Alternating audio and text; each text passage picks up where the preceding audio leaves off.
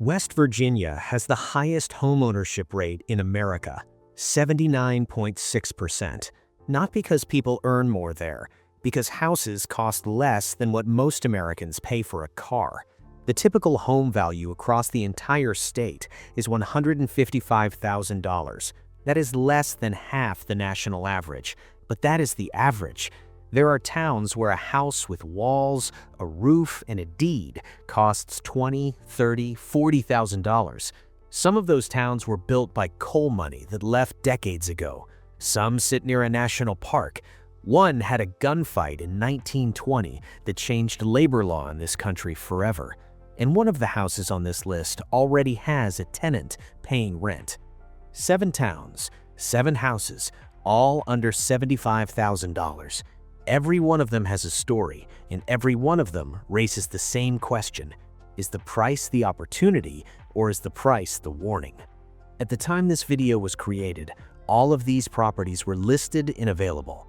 Real estate moves fast. Some may be gone by the time you were watching this. Town 1, Welch, West Virginia, $21,000. In 1950, McDowell County had nearly 100,000 people. It was the leading coal-producing county in the United States. People called Welch Little New York. There were hotels, theaters, packed streets. Today, fewer than 17,000 people remain in the entire county. That is an 83% decline. The only Walmart closed in 2016. The USDA classified the area as a food desert. Male life expectancy here is 63.5 years, lower than Bangladesh. Welch is the county seat. It is the closest thing to a functional town in this part of the state. And on Riverside Drive, there is a 3-bedroom, 2-bath brick house on a full acre of land listed at $21,000. That number sounds impossible until you look at the sale history. This house sold in October of 2025 for $6,000. Someone bought it for $6,000 and relisted it at $21,000. That is a flip attempt in a town where the median household income is $32,900. The question is not whether you can afford the house. The question is who you sell or rent it to after you fix it. At 1,148 square feet, brick construction built in 1929, you're looking at a full systems inspection before anything else. Roof, foundation, plumbing, electrical. A house this old in this market could need $20,000 to $40,000 in work. At that point, your all-in number is $40,000 to $60,000 on a property in a town with almost no rental demand and no resale liquidity.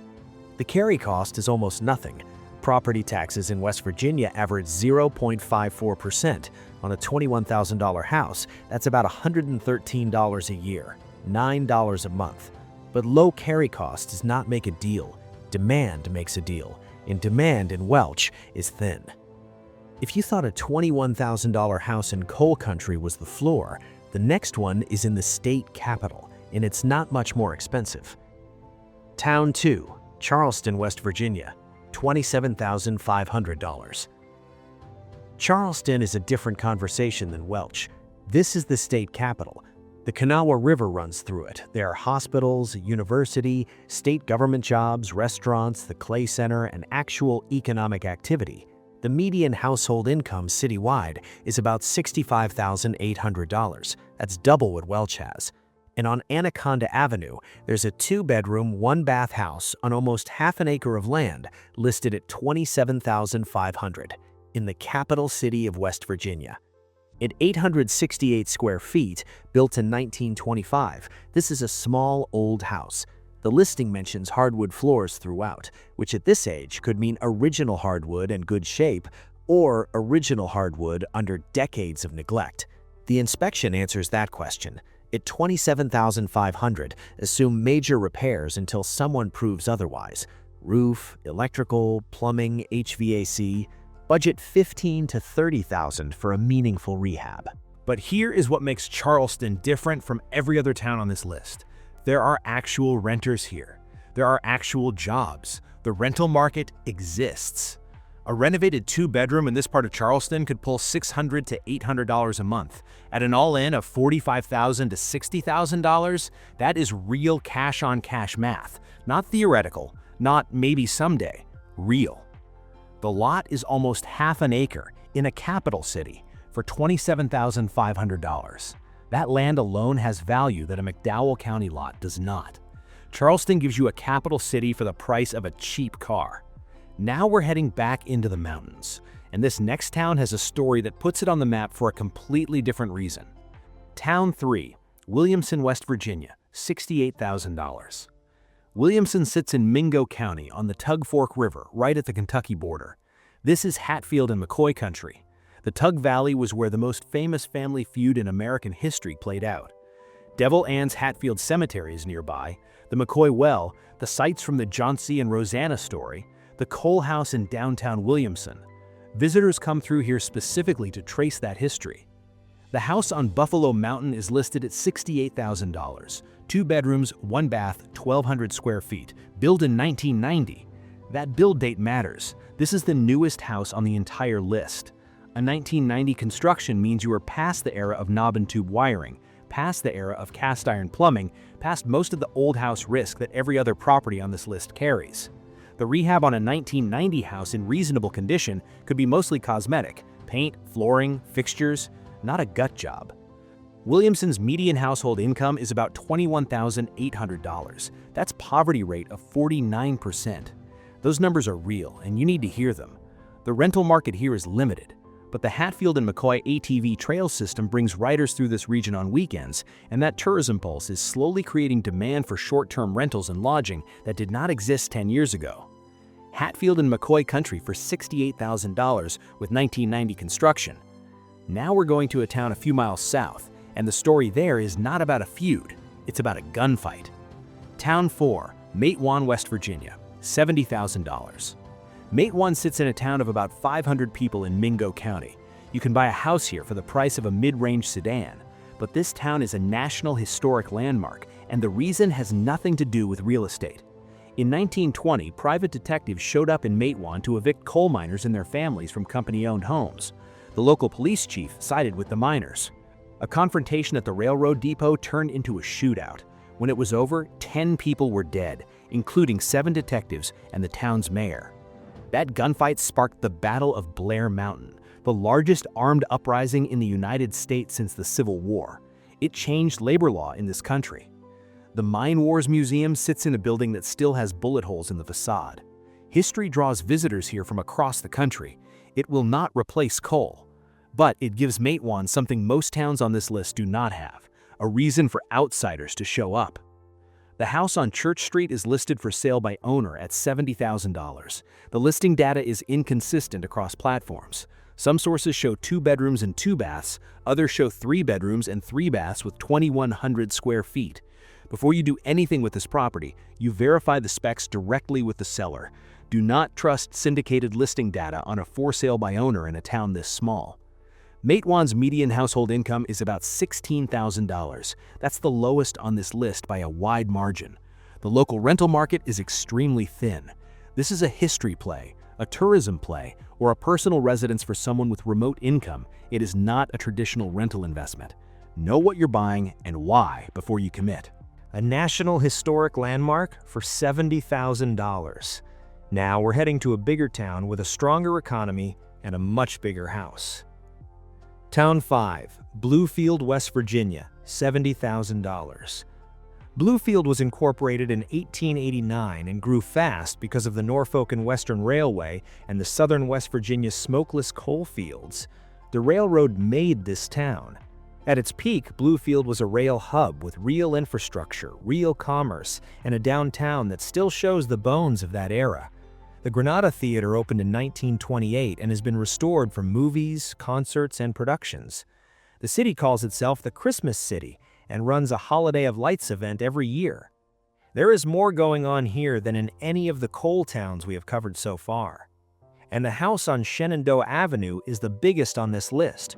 4 bedrooms, 2 bathrooms, 2,147 square feet, built in 1925. $70,000. The listing took a $15,000 price cut in May. That tells you something about what the market thinks of the ask.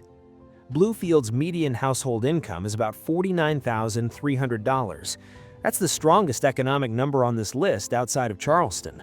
Poverty is 18.5%, still elevated, but this is not McDowell County. There are services here. There is a functioning town. At 2,147 square feet built in 1925, the old house checklist is long. Roof, wiring, plaster, foundation, water intrusion, HVAC, sewer lines. A comprehensive rehab on a house this size could run $30,000 to $50,000 depending on what has been updated and what is not. But if the bones are solid, you're looking at over 2,000 square feet of house in a real town with real infrastructure for an all-in number that could land under $120,000. That's a number that is hard to find in most of America right now. Biggest house on the list, strongest local economy outside the capital. Now we're heading back toward Charleston for something that looks completely different. Town 6, St. Albans, West Virginia, $75,000. St. Albans sits on the Kanawha River about 20 to 20 minutes west of Charleston, population around 10,000. This is not a coal ghost town. This is a working suburb with schools, commuters, and a downtown. Median household income is about $54,000. Poverty rate is 14%. Those are normal American suburban numbers. The house on Morrell Avenue is a 4-bedroom, 2-bath ranch listed at $75,000, 1,421 square feet. The listing says it needs repairs. The listing also says you have to sign a viewing release before they let you inside. That combination tells you something. When a seller requires a liability release just to walk through the door, you prepare yourself for what you're about to see. But here's the math that makes St. Albans interesting.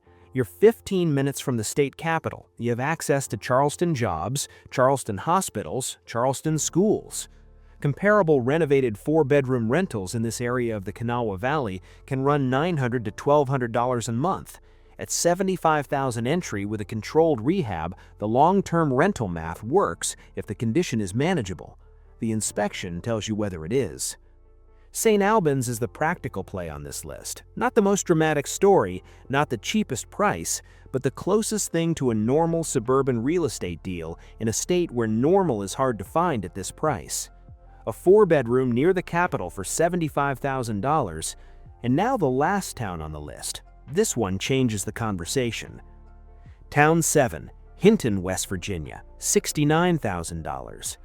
When the railroad reached Hinton in 1873, 6 families lived there. By 1906, 6,000 people called it home. The town had a luxury hotel, 3 banks, and one of only 4 Carnegie libraries in all of West Virginia. Hinton sits at the confluence of 3 rivers, and it was built by the railroad the same way Welch was built by coal.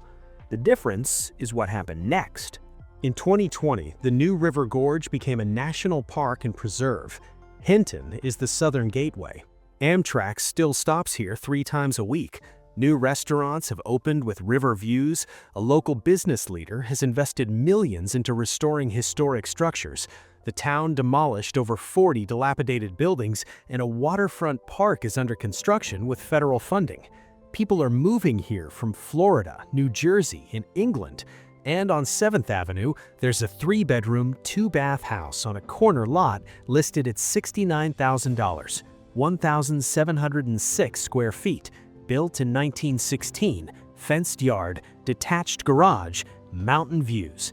Here is the part that makes this one different from everything else on this list. There is a tenant in this house, paying rent right now. This property is already generating income the day you close. You are not buying a project and hoping someone rents it someday. You are buying a cash-flowing asset in a national park gateway town. The listing also notes possible duplex conversion potential, subject to zoning approval. If that is viable, you could be looking at 2 income streams from a single $69,000 purchase in a town where tourism demand is growing, not shrinking. Hinton's median household income is about $37,600. Poverty is 35%.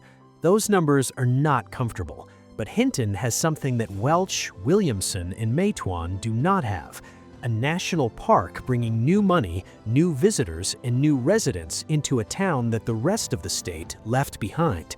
The trajectory is different here. And the house is already proving it.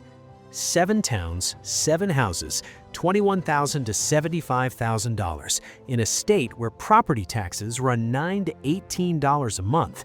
One of these houses was bought for $6,000 last year. One of them requires a liability release just to walk inside. One of them sits in a town where a gunfight changed American labor law, and one of them already has a tenant paying rent in a national park gateway town. West Virginia is not Georgia. The rental markets are thinner, the populations are smaller, the infrastructure is older, but the entry prices are the lowest in the country. And not every town on this list is a ghost story. Charleston has real jobs, St. Albans has real suburbs, Bluefield has real infrastructure, and Hinton has real momentum.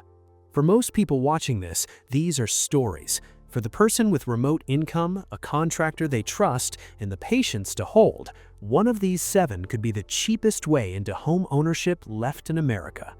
Tell me which town you would buy in. Drop it in the comments, and tell me if you want to see another state done like this. Subscribe if you are not already. We're doing more of this.